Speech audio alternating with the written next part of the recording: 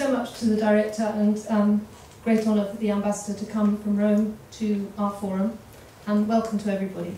I'm delighted to be able to say a few words to an audience of such a distinguished nature, and to thank the director, Julia Race, of the British Institute, with whom Benedictus plans to partner when we launch our foundation programme and degree course, for giving us such a warm welcome to this venerable building, and to hold a study forum appropriately surrounded by so many books in the wonderful Harold Acton Library.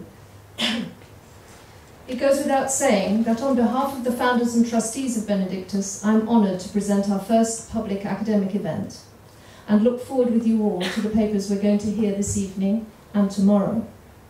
There are many accumulated years of scholarship present in this room, and I acknowledge the generosity of the speakers in making time to support Benedictus in this initiative. The choice of the city of Florence for our research forum is highly appropriate to our European project. The seat of the Renaissance in thought, art and science is the ideal place to open a wide discussion on the merits of interdisciplinary work in the humanities and on the principles of liberal education as key to the reformation of a civilized society, as we stated in the introduction to the forum on our webpage. Before we begin, I would like to evoke the presence of scholars of the past to whom I believe we owe much in the examination of the theme of this study forum, in particular T.S. Eliot in his various writings on the subject of culture, notably his Notes Towards the Definition of Culture, first published in 1948. In the preface, he acknowledges a debt to the historian Christopher Dawson, a key figure in the 20th century debate on education and civilization in the West. Dawson is important for Benedictus also, as we have been inspired by his writings, such as Religion and the Rise of Western Culture and The Crisis of Western Education. In his book, Notes on the Definition of Culture, Eliot gives voice to the concern that utilitarianism, that is, the dominance of a narrow scientific mentality at the expense of a humanistic unifying view, and the denial of the connection between culture and religion, specifically Christianity, has presided over the destruction of that culture. This is a contemporary crisis that goes far beyond the clash of the so-called two cultures articulated by Snow and Leavis with the Reed Lecture of 1959 and in its aftermath.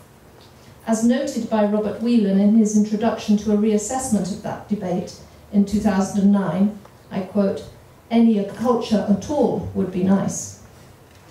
From where we stand in 2014, beset by civil wars on the fringes of Europe, and witnessing a seeming slide into political and cultural passivity, while the powers that be dress daily in the emperor's new clothes of political correctness and replace principled action with unconsidered reaction and self-justification, things look grimmer than ever for culture, and thus for survival. The urgency of our current predicament was identified as far back as Matthew Arnold in 1882, expressing, a quotation from his Reed Lecture on Literature and Science, our need for conduct, our need for beauty. We hear Eliot voice his post-war view that the world emerging from that chaos was sacrificing too much at the altar of the new idol of change, and Leavis in the late 1950s stating, in the words of Roger Kimball, "Culture is in some deep sense inseparable from conduct, from the unscientific but ineluctable question, how should I live my life?" Roger Scruton, in his essay from 2008 on Eliot as conservative mentor, comments on this point of the personal impact of culture, that the loss of it leads to barbarism, which, I quote, "ensues not because people have lost their skills and scientific knowledge, nor is it averted by retaining those things." Scruton's phrase has echoes of the cliched terminology used to define what our pupils and students have to be taught. It's all about transferable skills. When in truth it is not. It is all about the enrichment of the whole person, mind and body and soul.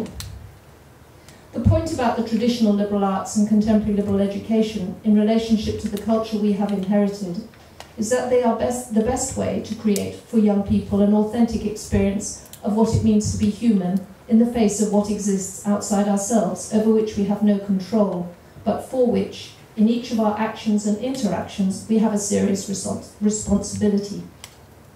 The idea of this forum is to bring together reflections on the past and the present from historians of art and literature, philosophers, scientists, linguists, and educators that can throw light on our humanity and our society. All of us here, no matter our personal beliefs, surely share an interest in the preservation and regeneration of European culture. I could quote many relevant passages from Eliot's book, but this paragraph I'm going to read now evokes most clearly his and my central concern. An individual European may not believe that the Christian faith is true, and yet what he says and makes and does will all spring out of his heritage of Christian culture and depend on that culture for its meaning. Only Christian culture could have produced a Voltaire or a Nietzsche.